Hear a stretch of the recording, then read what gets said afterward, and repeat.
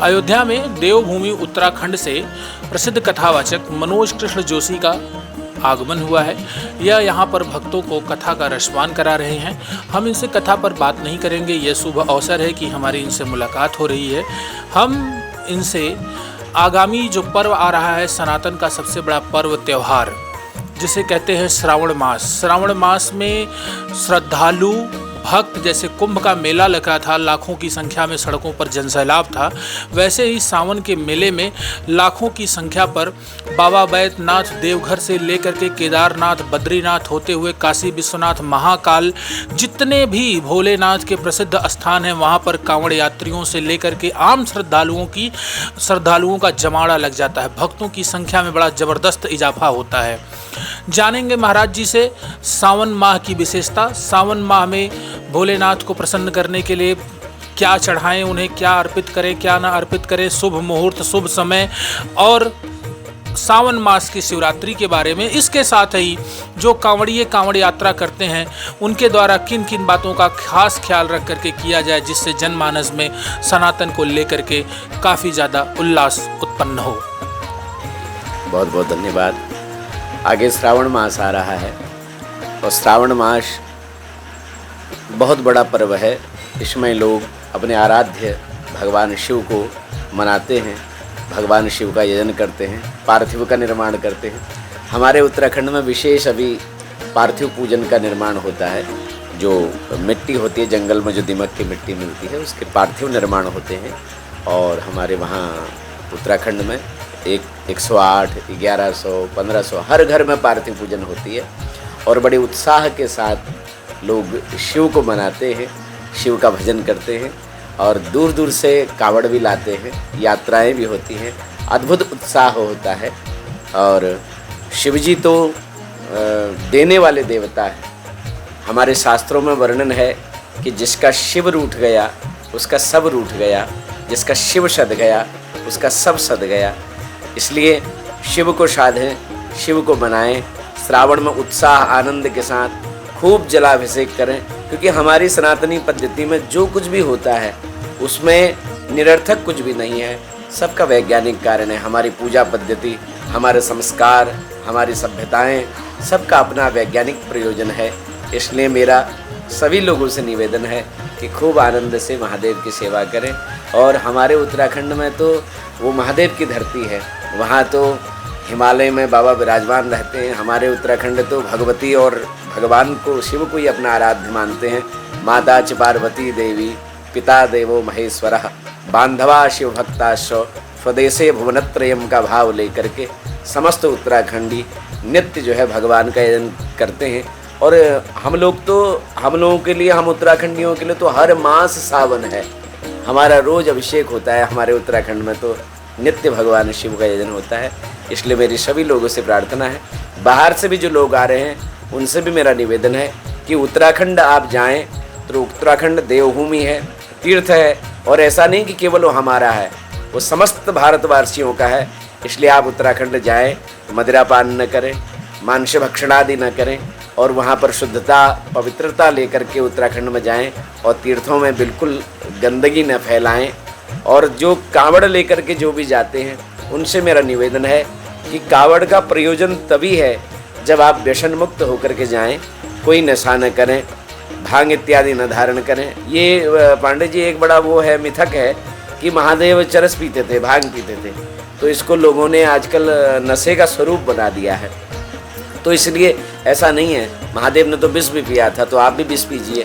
तो इसलिए निर्व्यसनी हो करके बिल्कुल हुड़दंग नहीं करना है। भगवान की भक्ति भगवान का संकीर्तन से होता है, न कि हुड़दंग से। ठीक है, युवा लोग आनंद लेते हैं, लेकिन उसके साथ साथ आप व्यसन मुक्त होकर के जाएं और व्यसन न करें और खूब शिव का पूजन करें, खूब शिव की आराधना करें, खूब शिव का जलाभिषेक करें।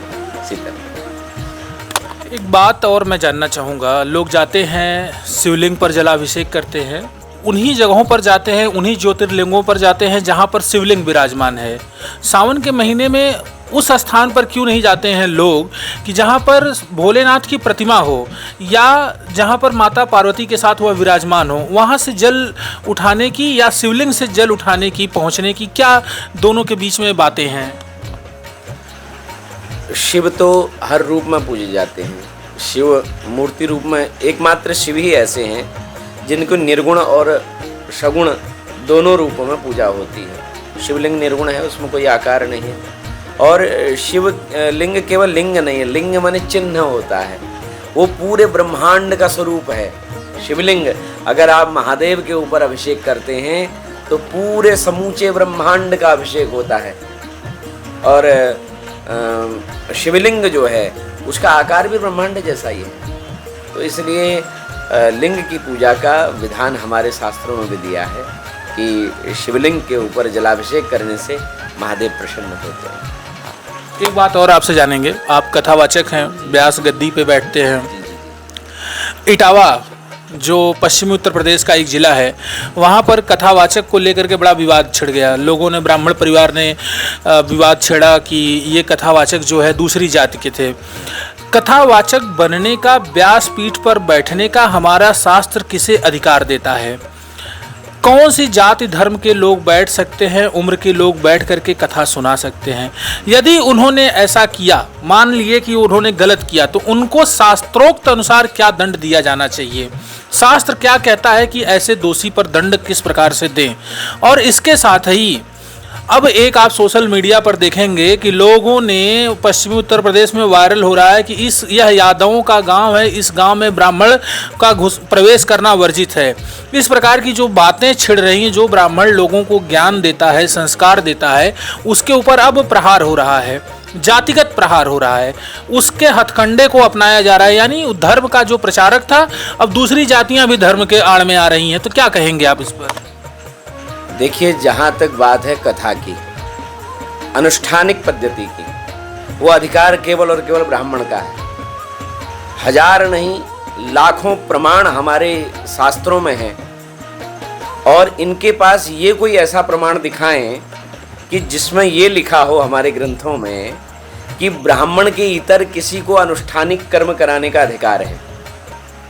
हाँ, कोई प्रवचन दे, उसके लिए कोई मनाही नहीं है। कोई ज्ञान बांटे, ऐसे प्रवचन दे, राम राम कहे, कृष्ण कृष्ण कहे, या अपने घर में बैठ करके कथा सुनाए। जहाँ पर व्यास गद्दी की बात है, जहाँ पर परंपरागत अनुष्ठान की बात है, वहाँ पर सिर्फ और सिर्फ केवल ब्राह्मण को अधिकार है। हमारे शास्त्रों में स्वयं लिखा है, इतिहास पुराणानि वेद शास्त्र विधिम बिना केवला हेतु की भक्ति उत्पाता एव केवलम। इतिहास पुराण वेद शास्त्र की विधि के बिना जो हम मनमुखा कृत्य करते हैं, उससे केवल और केवल उत्पात खड़े होते हैं। आज तो महोदय ये दशा है कि ब्राह्मणेतर, अभी आपने नाम सुना, मुरारी बाबू का नाम आपने सुना है? मुरारी बाबू ब्राह्मण नहीं है। अभी मुरारी बाबू जो है, 3 दिन हुए तो पत्नी को देहांत हुए, और तीसरे दिन व्यास गद्दी पर बैठ गए।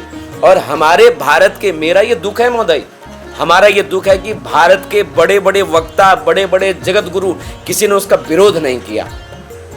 ऐसे काम चलेगा? ऐसे कृत्य नहीं चलेगा। जो शास्त्र विधि के विपरीत जाइए, उसके पुरजोर उसका विरोध होना चाहिए, उसको खींच करके नीचे उतारना चाहिए कि आप ऐसे कैसे कर सकते हैं। ऐसे तो हमारा सनातन रहेगा ही नहीं, फिर हम कहाँ क्या करेंगे? आप विरोध भी करेंगे, आप रामकृष्ण का विरोध भी करेंगे, आप आरक्षण भी मांगेंगे, और आपको व्यास गद्दी में बैठ करके प्रवचन भी करना है। ये तो दोगलापन हो गया। सब कुछ आपको ही चाहिए। और जो ये गुरुकुल में पढ़ रहे हैं, काशी के घाटों में जो रह करके जो इतना परिश्रम करके विद्या अध्ययन कर रहे हैं, जरा जाइए बल गुरुकुलों में, जरा कभी पढ़िए काशी में एक ब्राह्मण बालक कितना परिश्रम करता है, भूखे रह करके, निराहार रह करके, इतना परिश्रम करके, इतना पढ़ लिख करके व्यास आसन पर बैठते हैं। और कुछ नौटंकी करने वाले, जितने भी वो कथा कर रहे हैं, उनकी नौटंकी सुनिए आप। उनके कितने वीडियो, एक हेमराज यादव है, उसकी नौटंकी सुनिए आप तो देखते होंगे सोशल मीडिया में। तो इसलिए ये आप कितना भी कह लो, आपको कथा करनी चाहिए, पर समाज में अभी भी लोगों को पता है कि हमें कथा किससे करानी चाहिए। लेकिन अगर हम शास्त्रों की बात करते हैं तो ये अदर कास्ट वाले लोग कहते हैं कि ये तो मनुवादी विचारधारा को आप हमारे ऊपर थोप रहे हैं, मनुवादी विचारधारा ला रहे हैं। नहीं, ये कहाँ से मनुवादी हो गया? ये तो भगवान लिख रहे हैं। मनु क्या साधारण मनुष्य है क्या? मनु हम आपके बीच का है क्या? मनु भैया, मनु और इंद्र मिल करके, ब्रह्मा मिल करके ब्रह्मांड का शासन चलाते हैं। 31,000 करोड़ वर्ष तक मनु का शासन होता है, वो कोई साधारण व्यक्तित्व नहीं है मनु। और मनु को आपने कभी पढ़ा ही नहीं है, 2-4 सूत्र लेकर के आपने उल्टा सुल्टा अर्थ कर दिया। कभी मनु को आप आद्योपांत पढ़िए, छिद्रान्वेषण के उसमें आपकी स्थिति स्पष्ट हो जाएगी। आप फिर इस प्रकार के विवाद में नहीं पड़ेंगे। आपको रामकृष्ण का विरोध भी करना है, आपको सनातन का विरोध भी करना है, और आपको व्यास गद्दी में भी बैठना है। और ये 2 कौड़ी के नेता जो हमेशा राम का विरोध करने लगे, जो हमेशा राम मंदिर का विरोध करते रहे, जो कृष्ण जन्मभूमि का विरोध करते रहे, ये आज उनके पक्ष में आ गए। क्यों नहीं करनी चाहिए? क्यों करनी चाहिए भाई? किस लिए करनी चाहिए? सब आप ही ले लो। फिर जो अध्ययन कर रहा है, जो इतने पुरुषार्थ कर रहा है, जो परिश्रम कर रहा है, उसका क्या? समाज में ये हमारी पीड़ा है। हमारी पीड़ा तो अभी वर्तमान संत जगत में भी हमारी पीड़ा है कि मुरारी इतना बड़ा कांड करके चला गया, काशी विश्वनाथ बाबा को स्पर्श करके चला गया, बाबा को स्पर्श कर दिया और पवित्र व्यासपीठ पर बैठ करके कथा करके चला गया। 3 दिन पत्नी को गुजरे हुए, और किसी ने उसका विरोध नहीं किया। काशी विद्वत परिषद भी बिक चुका है महोदय। इतना बड़ा काशी विद्वत परिषद, जिसका जो निर्णय देता था सब विद्वानों को स्वीकार करना पड़ता था, आज ये दयनीय स्थिति है कि एक लिफाफा मिले, काशी विद्वत परिषद जो है रोड में चलते हुए को भी जगत गुरु बना दे रहा है। ये परिस्थिति आजकल काशी विद्वत परिषद की। सब धूर्त लोग बैठे हैं। कल ही का वक्तव्य है काशी विद्वत परिषद का कि कई लोग ये कह रहे हैं कि कथा में सबका अधिकार है, ये विद्वत परिषद चलाएंगे। तो ये बड़ी पीड़ा है हमारी। इसमें सुधार की क्या गुंजाइश है? कैसे सुधार किया जा सकता है? आपके तरफ क्या प्लानिंग है सुधार के लिए? इसमें सुधार केवल, मैं तो एक छोटा कथावाचक हूँ, मेरे को कौन सुनेगा? ज्यादा से ज्यादा लोग। मैं बोल भी लूंगा तो मुझे कितने लोग सुनेंगे? लेकिन बड़े बड़े जो वक्ता हैं, विद्या भास्कर जी हैं, बड़े बड़े जगत गुरु हैं, मलुक पीठ वाले महाराज जी हैं। बीच में मलुक पीठ वाले महाराज जी मुरारी बाबू का गुणगान करते हुए दिखे। बताइए, मेरी तो बड़ी निष्ठा थी मलुक पीठ वाले महाराज जी में कि एक संत तो ऐसा है जो शास्त्रीय कर्म में निष्ठा है। लेकिन अभी जब मुरारी बाबू के प्रति उनका वक्तव्य आया तो बड़ी पीड़ा हुई कि इतना शास्त्रनिष्ठ व्यक्ति ऐसे कैसे कर सकते हैं। सब धन पिचास हो गए हैं समाज में। सबको धन चाहिए, लिफाफा चाहिए, और धर्म जाए भाड़ में, संस्कार जाए भाड़ में, सिद्धांत जाए भाड़ में। बस हमें तो लिफाफा मिलना चाहिए। हम किसी भी जाति में जाति में जाने को तैयार हैं। हम जने उतार करके क्रॉस भी लटका लेंगे अगर हमको लिफाफा मिला तो। ये सिद्धांत आजकल के लोगों का हो गया। इससे बड़ा मन व्यथित होता है महोदय। बातों को लेकर के मेरे साथ जुड़े हुए थे मनोज कृष्ण जोशी जी, जिन्होंने आज की वर्तमान में जो धार्मिक स्थितियां बनी हुई हैं, कथावाचकों को लेकर के, संतों को लेकर के जो वाद विवाद उत्पन्न हुए हैं, उस पर उन्होंने हमारे साथ अपनी राय तिलक पत्रिका पर रखी। मैं देवेश पांडे, अयोध्या।